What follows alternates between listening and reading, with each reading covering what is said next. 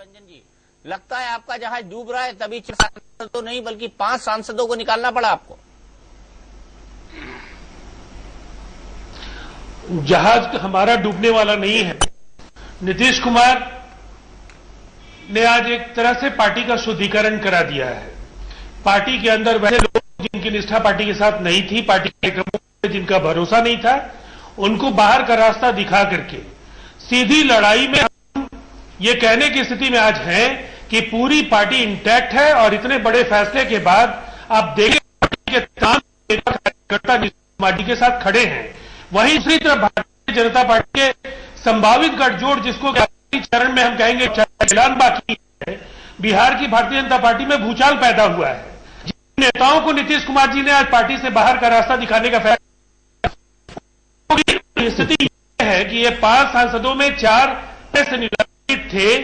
एक का निलंबन वापस हुआ था उनके अनुपर की पार्टी के मुद्दा करते थे, लेकिन वो अपने कमिटमेंट पर कायम नहीं है। और जहां उनको बीजेपी लड्डू दिखाई दे रहा है ना, नहीं लड्डू दिखाई जी, बीजेपी की तरफ लड्डू दिखाई दे रहा है उनको, लड्डू। देखिए अब उनको जीत। सबसे बड़ी बात है कि सबसे ज्यादा सांप्रदायिकता के पर, अरे सांप्रदायिकता कहाँ, सांसदी सर, सांप्रदायिकता नहीं, सांसदी। वो करेंगे, वो क्या करेंगे ये तो आने वाला समय बताएगा। जी मैं कह रहा हूं सांप्रदायिकता नहीं, सांसदी दिख रही है। क्यों कैप्टन अभिमन्यु, क्यों भाग के आ रहे हैं बीजेपी की तरफ?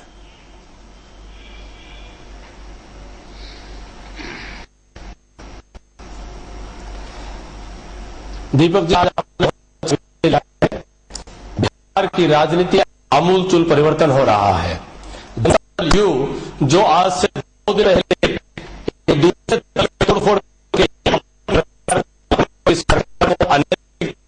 प्रयास का था, आज वो स्वयं उसकी एक मेजर सर्जरी होकर के और वो कटा छड़ा आज की तरह बचा है।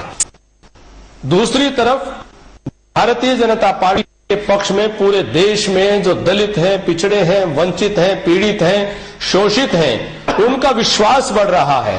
Republican Party of India, Ramdas Athawale ji, Shriman Udit Raj ji और आज रामविलास पासवान जी ने भी देश की राजनीति में 2 नए परिवर्तन किए हैं।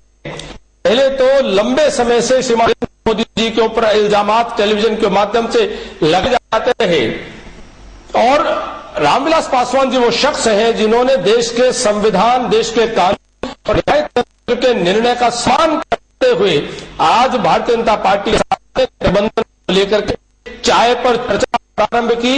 और लंबे समय से कांग्रेस और उनके सहयोगी दल जो छुआछूत राजनीति कर रहे थे सांप्रदायिकता के नाम पर, राजनीति को छोड़कर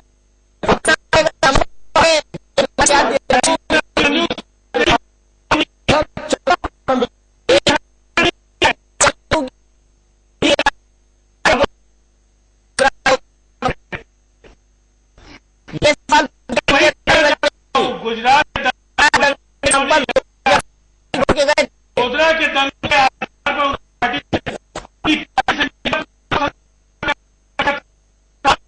परिषद से उन्होंने और इस तरह के खिलाफ बोलते कैसे सरकार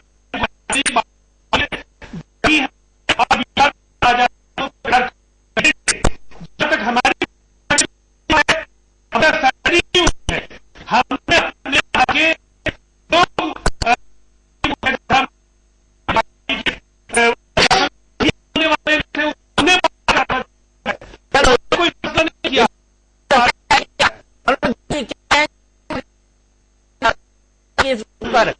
इन्होंने तो सर्जरी कर डाली।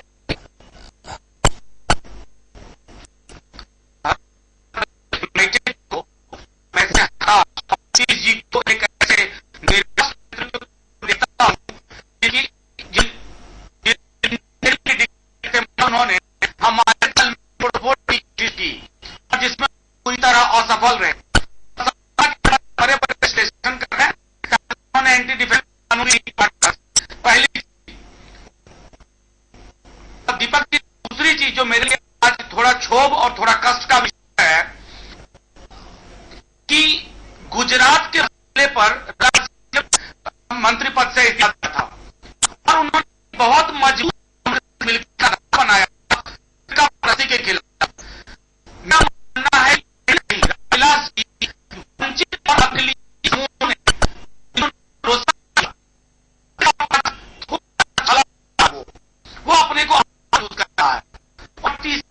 स्वाभाविक भी नहीं है, क्योंकि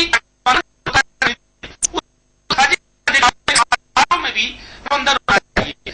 तो ये बेमेल है और मोदी जी की जो तथाकथित हवा है उसको लेने की कोशिश की गई है। उसके बाद कुछ गई है।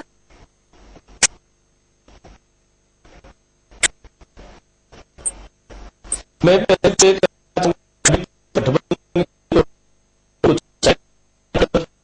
क्या हुई डॉक्टर मनोज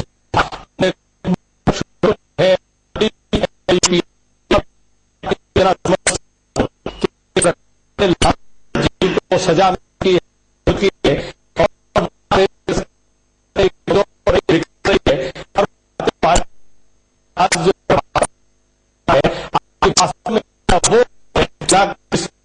कर रहे हैं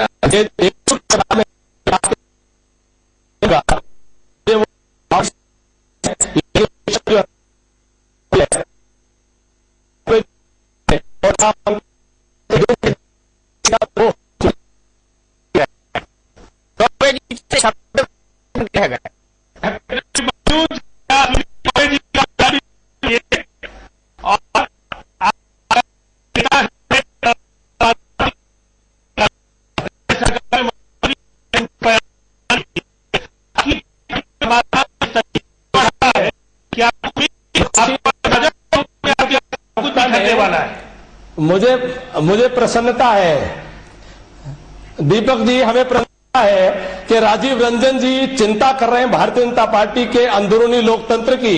जो इनकी स्वयं की पार्टी में कोई अगर सांसद भी इनके नेता के खिलाफ बोल दे तो उनको बाहर का रास्ता दिखा दिया जाता है। ये भारतीय जनता पार्टी के परिवार आधारित पद्धति पर चलने की जो हमारी लोकतांत्रिक प्रक्रिया है उसमें की बात सुन करके अंतिम निर्णय हम समय पर आने पर ही ले। तो केवल चर्चा प्रारंभ हुई है, इतनी तकलीफ कर पाए। वाकई हंगामा क्यों बरपा है? यहाँ पर मैं कांग्रेस को भी जोड़ूंगा। कांग्रेस चुपचाप देख रही है बिहार में, लेकिन उसके हाथ कुछ नहीं है, न माया मिली न राम। खाली लड्डू मिलेंगे जो चुनाव नहीं लड़ सकते। पासवान जी छोड़ के भाग गए आपको। अब जेडीयू से हाथ मिला लीजिए आप। मेरे दोनों हाथ में लड्डू है। दिख तो नहीं रहे, खाली है प्रेमचंद मिश्रा साहब। दोनों हाथ में लड्डू है दीपक जी। दिखाइए लड्डू कहाँ है, दिखाइए लड्डू कहाँ है। मैं आपको हाथ से इशारा कर दीजिए लड्डू का। चुनाव नजदीक आने दीजिए, रिजल्ट आने दीजिए। स्वप्न लोक है। देखिए कैप्टन अभिमन्यु कह रहे हैं स्वप्न लोक है और आने वाले समय में आप देखेंगे तो क्या बोल, उनकी हालत तो बहुत खराब है। उनकी हालत तो सबसे क्या देखेंगे आने वाले समय में? आपने जिस विषय पर आज बात प्रारंभ किया है जी, मैं बता रहा हूं, जनता दल यूनाइटेड के अंदर जो कुछ भी हो रहा है ये उस पार्टी का इंटरनल मैटर है, उससे हमारा कोई लेना नहीं है। लेकिन इतना जरूर लग रहा है कि जनता दल यूनाइटेड में भारी उथल पुथल है, नेतृत्व को कार्यशैली को लेकर नाराजगी है बड़े नेताओं में, और ये कहीं न कहीं नीतीश जी के खिलाफ एक असंतोष का प्रकटीकरण के रूप में आ रहा है। क्योंकि इतने बड़े बड़े नेताओं को अगर निकालना पड़ रहा है तो ये साबित करता है कि पार्टी में सब कुछ ठीक ठाक नहीं है। नंबर 2 पॉइंट, एक बड़ा प्रश्न मैं ये खड़ा करना चाह रहा हूं, जो कैप्टन साहब बैठे हैं, लंबी बात करते ही लोग हमारा ये आदर्श है, नीतियां हैं, लेकिन जिस तरह से गठबंधन की ओर लोग बढ़ रहे हैं, आज 27 फरवरी आज ही के दिन गोधरा में कांड हुआ था और आज 27 फरवरी को ही रामविलास पासवान जी अपने घर पे भाजपाइयों को और संघियों को बुलाते हैं, उन्हें लड्डू खिलाते हैं, मिठाई खिलाते हैं। यह कौन सी राजनीति हो रही है इस देश में? जो रामविलास जी गोधरा कांड को लेकर एक कड़ा स्टैंड लिया था, मिनिस्ट्री से इस्तीफा दिया, एनडीए को छोड़ा और लगातार 12 वर्षों तक नरेंद्र मोदी की खुलकर आलोचना की, अभी हाल फिलहाल 5 सप्ताह तक आलोचना की, और आज वो बैठ के उन्हें आज ही के दिन 27 फरवरी का दिन क्यों चुना? प्रश्न खड़ा नहीं, इसका जवाब ले लेते हैं। अजय कुमार जी हमारे साथ, बताइए अजय कुमार जी बताइए। मैं यहाँ रख रहा हूँ, एज ए पत्रकार रख रहा हूँ, पार्टी की है डिक्लाइन नहीं है। देखिए, एक बात स्पष्ट है कि पॉलिटिक्स में स्ट्रेंज बेड फेलोज।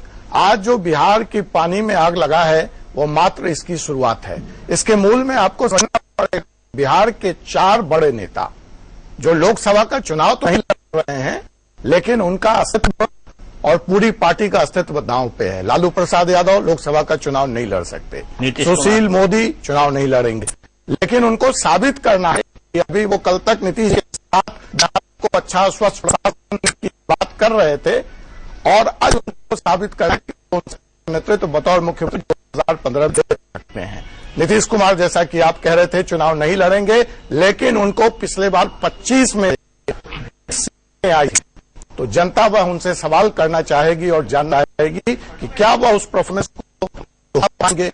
तो ये नेतृत्व की लड़ाई है। और दीपक जी, इसके साथ एक बात और है, पहली बार भारतीय राजनीति में जो सत्ता की लड़ाई है वो बैकवर्ड वर्सेस बैकवर्ड हो गई है और उसका संघर्ष जारी है। इसलिए आप यह देखेंगे कि मोदी जी का जैसे ही उन्नति होती है, नीतीश जी सबसे पहले उसका विरोध करते हैं, क्योंकि कहीं न कहीं जो ओबीसी का स्पेस लेने का झगड़ा है वह इसके मूल में है।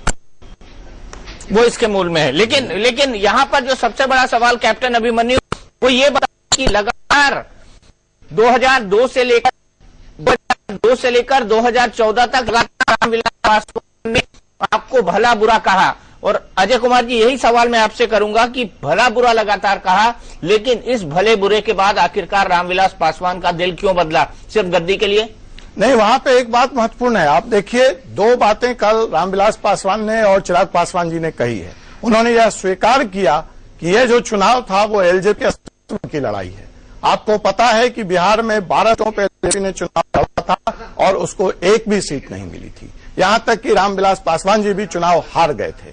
और ऐसी स्थिति में जो उन्होंने कहा कि मैं लगातार लालू जी से संपर्क में था और वो कोई तवज्जो नहीं दे रहे थे, लास्ट में कह रहे हैं कि 25 सीटों पे आरजेडी चुनाव लड़ेगी, 15 सीटों में आप और कांग्रेस फैसला कर लीजिए।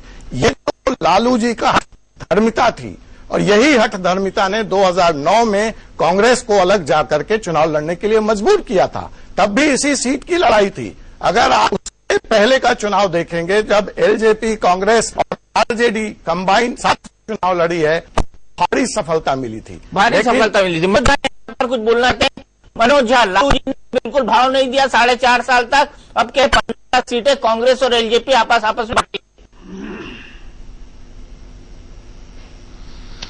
दीपक जी, 2-3 चीजें, चूंकि मैं इस प्रक्रिया का हिस्सा रहा हूं तो मैं कहना चाहूंगा कि हिंदुस्तान का 2014 का चुनाव स्पष्ट रूप से कि ये 10 सीट के ऊपर नीचे का चुनाव नहीं है।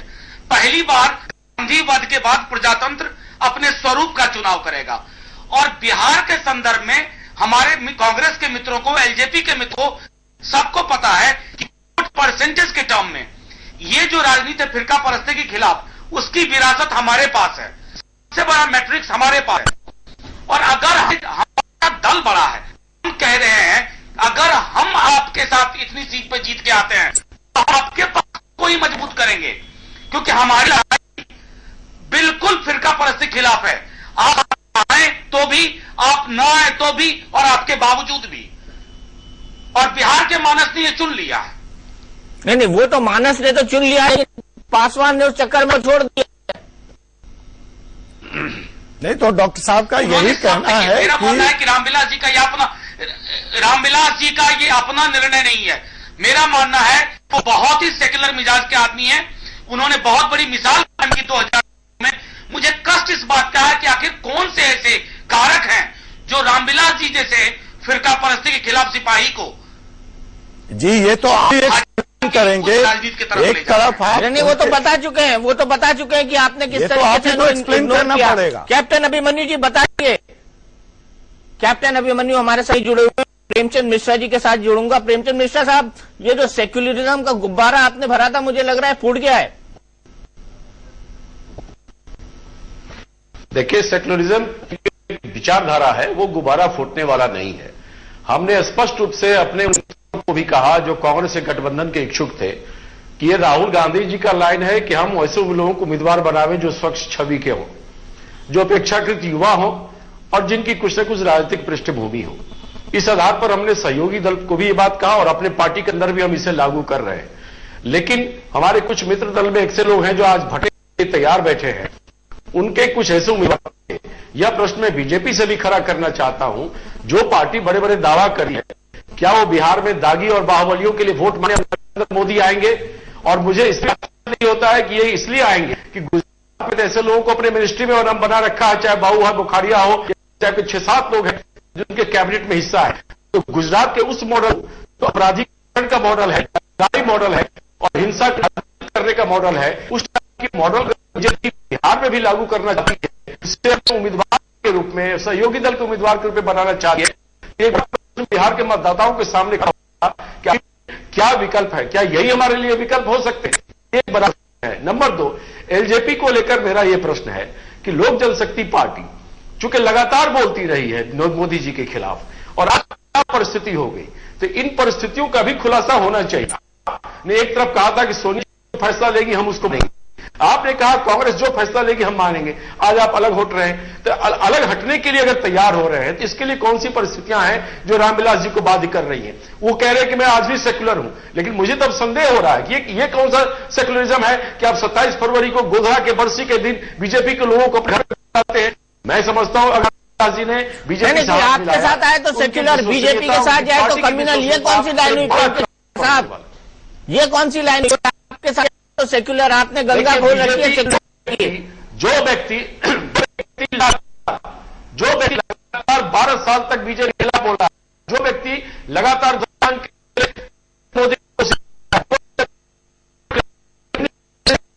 एनडीए छोड़ दिया, अगर वो व्यक्ति एकाएक यू टर्न लेता है तो निश्चित रूप से संदेह होता है कि आखिर ये क्या मामला है। ये सिर्फ दाल में काला नहीं, पूरी दाल काली लगती है, पूरी दाल काली। अजय कुमार एलजेपी की तरफ से एलजेपी के पक्ष को जानने के लिए आपके पास आएंगे वरिष्ठ पत्रकार अजय कुमार। अजय बताइए, क्या पूरी दाल काली है? प्रेमचंद्र मिश्रा जी जो कह रहे हैं कि जो व्यक्ति 40 साल तक लगातार सेक्युलरिज्म के लिए लड़ता रहा है, गद्दी से रिजाइन किया है, और जो डॉक्टर मनोज झा भी यहाँ पे कह रहे हैं कि ये बड़े दुख है, तो क्या सेक्युलरिज्म सिर्फ रामविलास जी ने उठा रखा था? क्या यह आरजेडी और इसकी जिम्मेदारी नहीं थी? मुझे तो 2 पंक्तियां याद आ रही हैं कि न जाने लोग मुझे किस जुर्म की सजा देते हैं, न जाने लोग मुझे किस जुर्म की सजा देते हैं, न वो मुझे जीने की दुआ देते हैं, न मरने की दुआ देते हैं। अगर हम आपके साथ आपके दर्जे पर लगातार रामविलास जी घंटी बजा रहे हैं, आप नोटिस लेने को तैयार नहीं है, सोनिया गांधी जी नोटिस लेने को तैयार नहीं है, और जब उनको भाजपा उनका फरमकदम करती है, स्वागत करती है, जबकि वास्तव में अगर आपत्ति होनी चाहिए थी तो घोर आपत्ति भाजपा को होनी चाहिए थी कि जिस सवाल पर, जिस व्यक्ति के विरोध में उस व्यक्ति ने पूरे देश में विरोध का डंका बताया था, लेकिन भाजपा ने एक बड़ा हृदय दिखाया। मुझे यहाँ पे जेडीयू के माननीय नीतीश जी का वो रैली भी याद आता है, जिसमें जब विकास के मॉडल पर मोदी जी के रैली के बाद नीतीश जी ने यह सवाल उठाया था कि चलिए डेवलपमेंट तो हुआ है, विकास गुजरात में विकास तो हुआ है, लेकिन समावेशी विकास नहीं है, इसमें समाज के सभी लोग शामिल नहीं हैं। तो अब अगर वो समावेशी विकास के लिए जो आरोप मोदी जी पे लग रहा है वो आगे बढ़ रहे हैं, तब भी आपको आपत्ति है। भाजपा पर यह आरोप लगता रहा है कि वो जनेऊधारी पार्टी है, वो ब्राह्मणों की पार्टी है, वो बनियों की पार्टी है, तो वो तो अपना जनेऊ तोड़ने को तैयार है। ठीक है, उसने अपना जनेऊ उतार के फेंक दिया, पॉइंट हो गया, जनेऊ उतार कर फेंक दिया, दलितों को गले लगा लिया। लेकिन राजीव रंजन जी, सबसे बड़ा सवाल, एक बड़ा अलायंस मजबूत करेगा और भारतीय जनता पार्टी के प्रोस्पेक्ट्स और मजबूत होंगे, ऐसे में जेडीयू कहां खड़ा होगा? नहीं, बिल्कुल सवाल ही नहीं उठता है। बिहार की परिस्थिति है, भारतीय जनता पार्टी पहली बार ये कह पाने की स्थिति में नहीं है कि उसके पास 40 सीटों पर उम्मीदवार हैं, और यही वजह है कि उपेंद्र कुशवाहा से लेकर के रामविलास पासवान और जिस तरह से सीटों का बंदरबाट भारतीय जनता पार्टी रही है, ये साबित करता है कि भारतीय जनता पार्टी के पास उम्मीदवार, उपयुक्त उम्मीदवार नहीं थे। और जहां तक अजय कुमार जी ने विकास के मॉडल पर नरेंद्र मोदी के गुजरात मॉडल की सराहना के लिए नीतीश कुमार जी के एक कोट किया है, तो वो मिसलीड कर रहे हैं। कभी भी नीतीश कुमार जी ने गुजरात के बात नहीं, उन्होंने बराबर कहा कि गुजरात विकसित राज्य है, और जो आज गुजरात है कहीं न कहीं समावेशी विकास नहीं हो पाया के लिए उन्होंने नरेंद्र मोदी को ठहराया है। कभी गुजरात के मॉडल की सराहना जनता जी मैंने यही कहा है और गुजरात का मॉडल सराहना का पात्र है भी नहीं। जहां तक बिहार की परिस्थिति है, 40 वर्षों के राजनीतिक कैरियर में नीतीश कुमार ने कई उतार चढ़ाव देखे। अपने बलबूते दल बनाया। अच्छा, ये उतार है या चढ़ाव? कम सदस्यों के विधानसभा में उपस्थिति के बाद भी ये बताइए, ये उतार है या चढ़ाव? काम करने का फैसला किया केवल इसलिए। राजीव रंजन जी, ये उतार है या चढ़ाव? यही सवाल पे तो बहस कर रहे हैं। कर्ज पर जाएगा जनता दल यूनाइटेड का, हम चरम पर जाएंगे अगर लोग कह रहे हैं कि उतार पर है जेडीयू, तो इससे बड़ी छलांग की तरफ हम बढ़ रहे हैं। उतार पर है। मैं कह रहा हूं हम लोग चढ़ाव पर हैं, और चढ़ाव नहीं, हम तो चरम कह रहे हैं, हम चरम कह रहे हैं। अच्छा, और चुनाव नीतीश कुमार के इर्द गिर्द होगा। कैप्टन अभिमन्यु, समझौते बेमेल समझौते हो रहे हैं केवल नीतीश कुमार जी के सामने चुनौती उपस्थित करने के लिए, लेकिन बिहार की जनता विकास के साथ रिश्ता जोड़ चुकी है। और 17 साल तक एक और बेमोल समझौता चला था, रास्ता तय भी किया है जनता। 17 साल तक एक और बेमोल समझौता चला था जिसने आपको गद्दी तक पहुंचाया, बीजेपी और जेडीयू का, उसको मत भूलिएगा। कैप्टन अभिमन्यु, ये बताइए। बेमेल समझौता इसलिए नहीं था कि धारा 370 से लेकर के जन्मभूमि और यूनिफॉर्म सिविल कोड पर हमारी असहमति को राष्ट्रीय गठबंधन ने स्वीकारा था, और हम कई अभी भी नरेंद्र मोदी इसकी बात कहां कर रहे हैं? अभी भी नरेंद्र मोदी इसकी बात क्या कर रहे हैं? दरअसल नरेंद्र मोदी को नीतीश कुमार और नीतीश कुमार को नरेंद्र मोदी का चेहरा पसंद नहीं है। लड़ाई इस बात की है। क्यों अभी कैप्टन अभिमन्यु, लड़ाई इसी बात की है ना? नरेंद्र मोदी के कारण भारतीय जनता पार्टी ने कांग्रेस के खिलाफ लड़ाई को पूरी तरह से ध्रुवीकरण की तरफ मोड़ दिया, नहीं तो एक बड़ा महागठजोड़ बन सकता था और कांग्रेस का पतन तय था।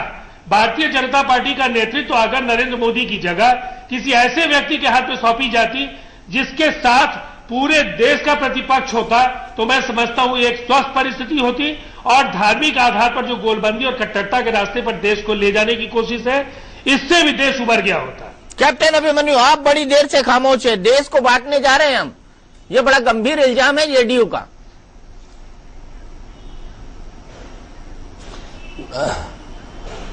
दीपक जी, मैं उससे पहले जो जेडीयू के प्रवक्ता हमारे मित्र राजीव रंजन जी ने एक बात कही कि भारतीय जनता पार्टी के पास बिहार में 40 सीटों पर चुनाव लड़ाने के लिए उम्मीदवार नहीं है। इस बात के ऊपर हो सकती है, हम उस बात के ऊपर उनके साथ में चर्चा कर सकते हैं, लेकिन एक बात तो स्पष्ट हो रही है कि भारतीय जनता पार्टी की टिकट लेने के लिए कतार लग रही है, लाइन लग रही है, और जनता दल यू की टिकट को लोग छोड़ छोड़ करके इनकी पार्टी से जा रहे हैं। इसी से अपने आप में जनता का मानस समझ में आता है और बिहार की हवा और लहर की दिशा समझ में आती है। उससे पहले हमारे अन्य मित्र चर्चा कर रहे थे, क्यों गलत बयानी कर रहे हैं? हमारे यहाँ से निष्कासन हुआ है, वो गए हैं, प्यार से गए हैं। ठीक है राजीव बाबू, आप भी प्यार से गए। राजीव बाबू, आप भी जानते हैं, और भी लोग छोड़ना चाहते हैं, और भी लोग छोड़ करके जाना चाह रहे हैं, और जनता दल यू कट रहा। मैं एक और बात कहना चाहता हूँ, हमारे मित्र चिंता कर रहे थे कि 12 साल पहले राजस्थान जी ने किसी विषय को लेकर के रामविलास पासवान जी डालेंगे, जिन पर पहले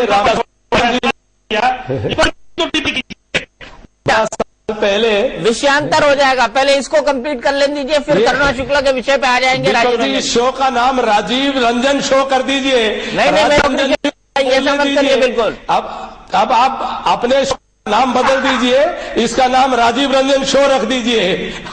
ऐसा करने से बड़ा गड़बड़ हो जाएगा, मेरी नौकरी चली जाएगी कैप्टन अभिमन्यु की, और जेडीयू का एक नेता चला जाएगा। कर रहा था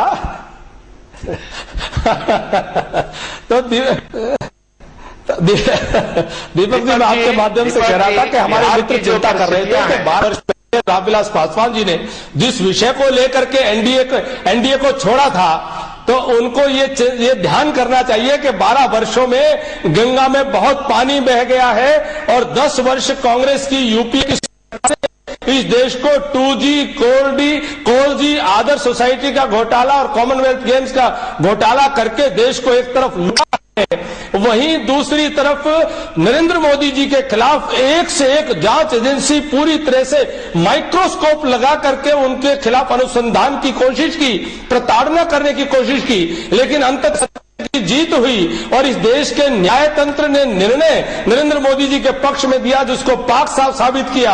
और आज रामविलास पासवान जी ने देश के संविधान का, देश के कानून का और न्याय तंत्र का सम्मान करते करते हुए आज उन्होंने भारतीय जनता पार्टी के साथ बातचीत करना प्रारंभ किया है। आपसे भी मेरी गुजारिश है कि भारत के संविधान में आस्था रखिए, भारत के कानून और न्याय का सम्मान कीजिए, और जिस प्रकार की आप लगातार अनर्गल प्रहलाद करने की कोशिश करते हैं, मेहरबानी करके उसको बंद कीजिए।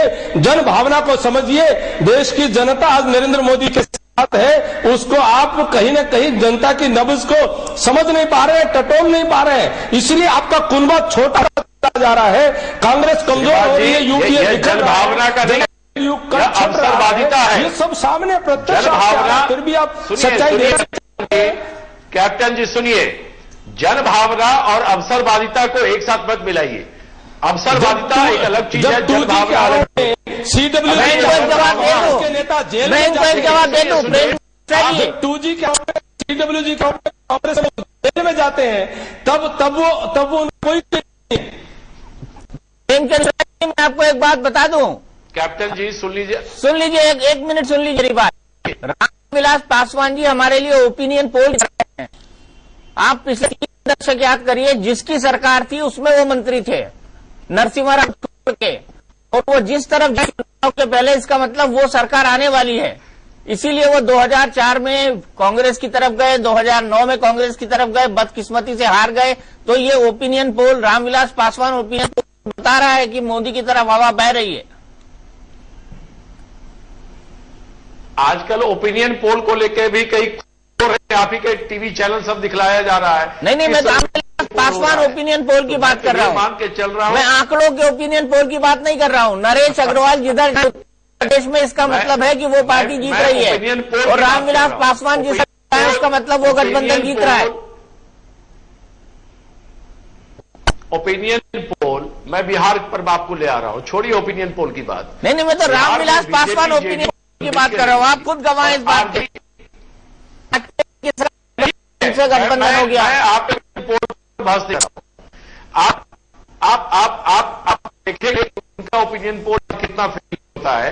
रामविलास जी आरजेडी के साथ गठबंधन में पिछला लोकसभा चुनाव में लड़े थे, और बीजेपी जेडीयू थी, और इन लोगों ने कांग्रेस से गठबंधन नहीं किया था। रिजल्ट क्या हुआ वो हम सब ने देखा है। रामविलास जी खुद भी हारे, उनके सभी 12 हार गए। तो उसी जनमत को लेकर भाजपा अगर बढ़ना चाह रहे हैं तो समझ जाइए बीजेपी क्या वो कंट्रीब्यूट करने जा रहे हैं या बीजेपी से कुछ लेने वाले हैं, ये तो समय बताएगा। लेकिन मैं आपको बताऊं, बिहार में जेडीयू की ताकत जब यूनाइटेड थी तब वो रिजल्ट आया था। अब ताकत बिल्कुल डिवाइडेड है। अब उसके बाद यहां 3 ग्रुप चुनाव लड़ने जा रहा है। कांग्रेस के साथ गठबंधन का, जिस गठबंधन में कांग्रेस रहेगी वही सबसे बड़ा फॉर्मल सेक्टर गठबंधन होगा। इस चीज बिहार की पॉलिटिकल सिचुएशन को, तो बीजेपी जिस तरह से परेशान है, लोगों को पकड़ के आ गया, तुमको 3 टिकट दिया, तुमको दिया, तुमको 5 टिकट दिया। तो जैसे हमारे मित्र राजीव जी ने कहा, बिल्कुल बात करते हैं, के दावा कराते हैं, पैसे दावा कराते हैं, अगर आपके पास लोगों को आने पड़ रहे हैं, नहीं है, इसका मतलब कोई लागू नहीं है। जो वोट परसेंटेज चुनाव में भी कहीं टिकट और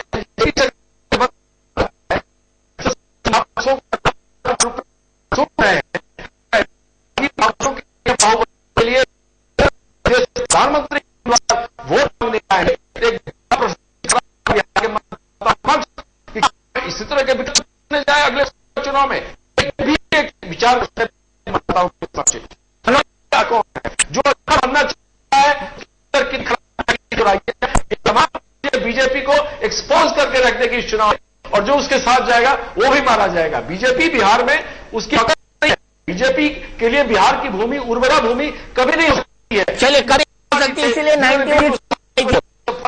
91 सीट्स ले आई थी। मनोज झा जी, एक सवाल आपसे ये है कि क्या नरेंद्र मोदी अब बाहुबलियों के लिए वोट लालू यादव के थे, और जिस नाम पर लालू के लिए कहा जाता था कि भाई ये तो बाहुबलियों के नेता हैं? दीपक भाई, अभी आपसे पहले एक और टेलीविजन चैनल में मूलतः यही प्रश्न था, और मैंने कहा था कि असल में बाकी कोई बाहुबली से तो एकाध शहर डरता है, एकाध जिला डरता है। नरेंद्र मोदी तो इस देश के नक्शे बहुत सारे हिस्से डरते हैं, बहुत सारी कौम डरती है। इसलिए बाहुबलियों के संदर्भ में तो बात ना की जाए, पहली चीज। दूसरी चीज, मेरे मित्र राजीव जी अगर बताते हैं, उन लोगों की जुबान से सेक्युलरिज्म पता लगता है। 17 साल और बिहार के सीमांचल, मिथिलांचल और मगध का आरएसएस का जो एक्सपेंशन हुआ है, उसके लिए एक नीतीश जी जिम्मेवार। अपने पांव के नीचे जमीन खिसक तो मौसमी है, उन्होंने किया और इस भरपाई होनी अभी संभव नहीं की है। ये भैया अवसरवादी है, अवसरवाद। मैं फिर कहूंगा, रामविलास जी का जाना, रामविलास जी का अच्छा संयोग नहीं, अब अच्छी बात नहीं है। दो साल का को इसी ग्रुप के साथ रहना चाहिए था, इसी ग्रुप के साथ रहना चाहिए। कैप्टन अभिमन्यु, बड़ा सवाल, क्या आप बाहुबलियों के लिए प्रचार करेंगे नरेंद्र मोदी जैसे सूरज भान की? लेकिन मनोज जी ने जदयू के बारे में बहुत सारी बातें कही हैं। कैप्टन अभिमन्यु, मैं आग्रह करूंगा, मैं जल्द से जल्द खत्म करूंगा अपनी बात। सेक्युलरिज्म के लिए सर्टिफिकेट देने का सवाल मुझसे किया है। आपका सेक्युलरिज्म भागलपुर दंगों के जो अभियुक्त थे उनको सार्वजनिक समारोह में सम्मानित करने का फैसला भी राजद के नेताओं ने किया और लालू प्रसाद जी ने खुद यादव को सम्मानित करने का काम किया। और भागलपुर दंगे के किशनगंज में अलीगढ़ मुस्लिम यूनिवर्सिटी का ब्रांच।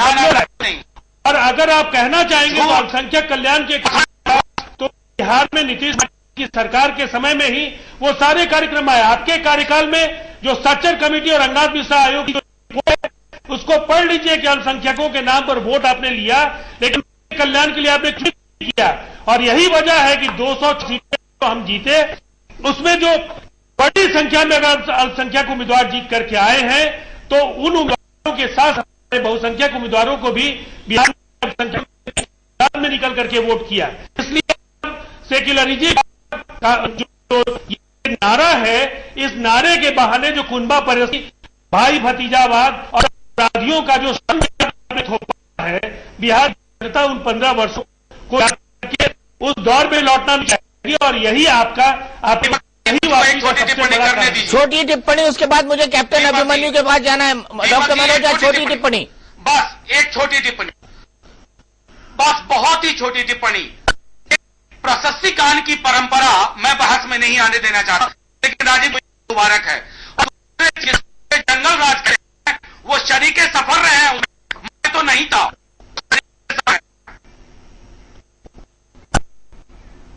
राजीव रंजन जी, आप मनोज पूरे बिहार के साथ पूरा जनता दल परिवार था और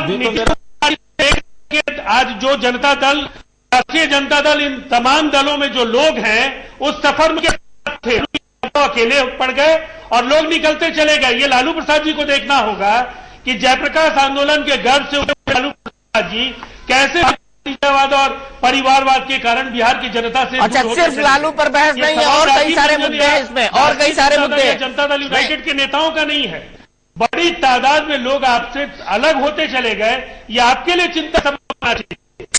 और नीतीश कुमार से भी बड़ी संख्या में लोग अलग होते जा रहे हैं, ये भी जेडीयू की चिंता का होना चाहिए। लेकिन कैप्टन अभिमन्यु, बड़ा सवाल, क्या आप बाहुबलियों के लिए प्रचार करेंगे नरेंद्र मोदी?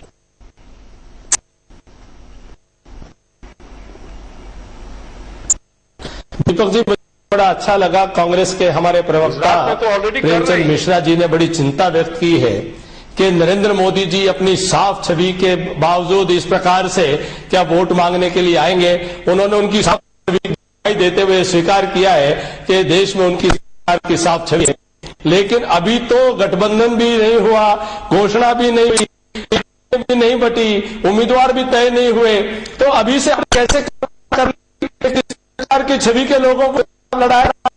तो आप चिंता न करें, भारतीय जनता पार्टी गंभीर है अपने लेकर के। नरेंद्र मोदी जी इस देश में आने वाले समय में प्रधानमंत्री बने और अच्छे लोगों को साथ लेकर के समाज के अंतिम वर्ग के से उत्थान के लिए हम तमाम जितने दलित आंदोलन से जुड़े लोग हैं उनको भी अपने साथ लेकर के एनडीए के कुंबे को बढ़ाते हुए में देश की आवश्यकता है कि एक स्थिर सरकार स्थायी सरकार हो, मजबूत सरकार हो, निर्णायक सरकार हो, जो निर्णय ले सके। आज के जिन लोगों के सरकार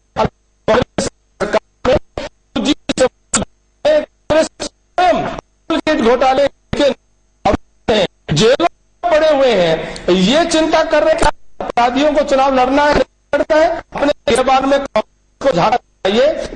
देश का आज पहचान बन चुकी है करप्शन की, कांग्रेस कुशासन की है, और घोटालों का उस नाम जो कांग्रेस का घोटालों के साथ जुड़ चुका है।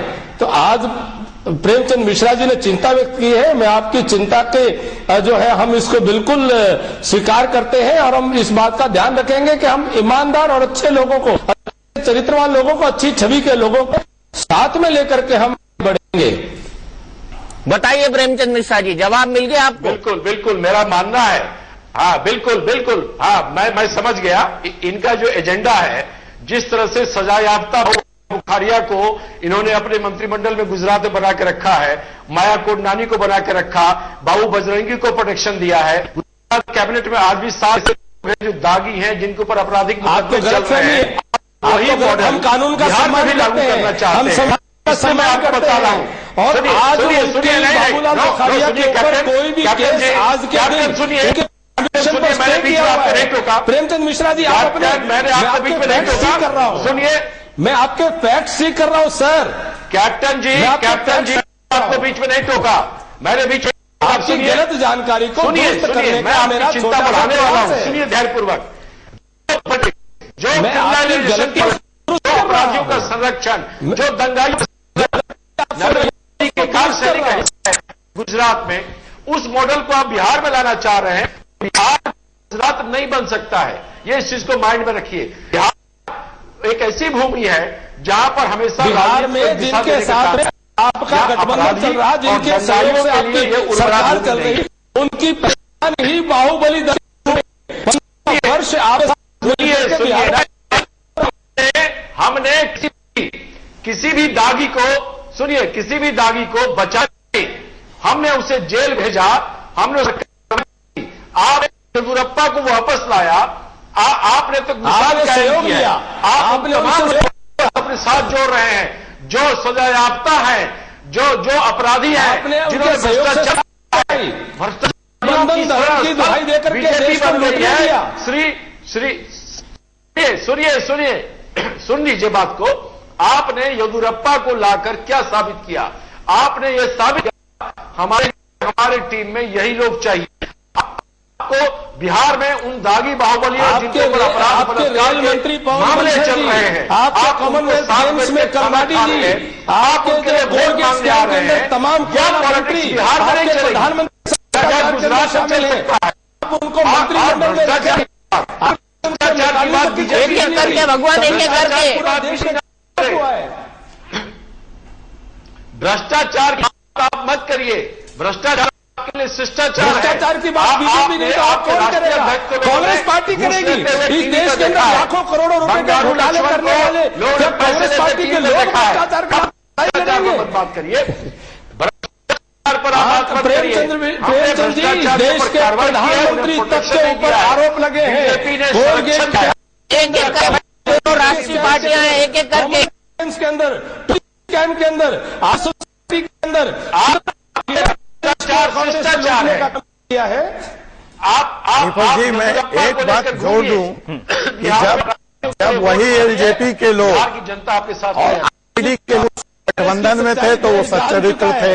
अगर वो तरफ से चुनाव लड़ेंगे तो बाहुबली हो गए, क्यों करेंगे? कल तक आपके वही लोग आपके मंडल में मंत्री थे, आपने उनका प्यार किया, आप ज्वाइंट गठबंधन में थे, आप उन बाबुओं का बताइए जिनको था, और आज क्यों विलास जी ने बदल ली? तो आप सवाल कर रहे हैं भाजपा से कि मोदी जी उन बलियों का प्रचार करेंगे। अब तो कर चुके हैं, वो करेंगे या नहीं करेंगे ये समय बताइए। बिहार में हमारा कोई गठबंधन नहीं था, बिहार में उस गठबंधन में हम नहीं थे। बिहार में कांग्रेस, आप एक सच्चाई और स्वीकार करते हैं कि सेक्युलरिज्म पे कोई मतलब नहीं था, अगर इस्तेमाल किया का या आरजेडी का हमने अपने कभी फायदे नो कोई गठबंधन नहीं था। यूपीए गठबंधन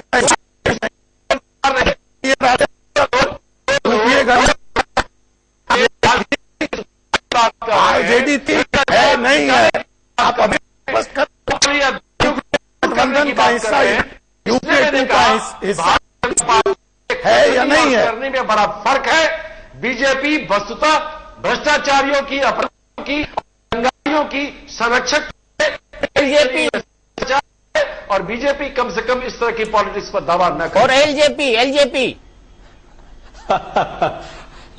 लोग आप एलजेपी से हमारा कोई गठबंधन नहीं है बिहार में। एलजेपी से हमारा कोई गठबंधन नहीं है। यूपीए 1 का हिस्सा नहीं थी एलजेपी। गठबंधन नहीं है बिहार में, हमारा किसी से कोई गठबंधन नहीं है। रामविलास पासवान क्या मनमोहन सिंह मंत्रिमंडल में बाहुबली है। राष्ट्रीय स्तर पर एलजेपी के लोग बाहुबली नहीं है, बिहार में वो बाहुबली। हमारे गठबंधन में, कांग्रेस के गठबंधन में आरजेडी और बीजेपी नहीं है। ये यूपीए गवर्नमेंट को समर्थन देने वाले पार्टियां हैं। बिहार में हम अकेले लड़ रहे हैं, लेकिन का था। आप इनसे समझ सुनिए बीजेपी वाले हम पर ये उंगली उठाते थे। चलिए मैं यही कमेंट करूं, प्रेमचंद मिश्रा जी बीजेपी के नेताओं को और बीजेपी के नेता चाहे करूंगा कि भूल है क्योंकि रामविलास पासवान मनमोहन सिंह सरकार में मंत्री है और के बाद भी वो समर्थन देते आए हैं। और राज्यसभा में जितने भी बिल होते थे उसमें बीजेपी नहीं कि यूपीए 2 का साथ देते थे। चाहिए बड़ी बहस का मुद्दा है, ये बहस चलती रहेगी, लगातार इसी तरह चलती रहेगी। लेकिन ये बात है बिहार की राजनीति बेहद दिलचस्प है और एक के बाद नई डील राजनीति में देखने को मिल है। जाहिर है किस्सा कुर्सी की भागदौड़ अब जारी है। अंदर की बात हम आपको दिखाएंगे रात 10 बजे, लेकिन फिलहाल इंडिया न्यूज पर खबरें जारी हैं। आगे देखिए सुपरफास्ट 100।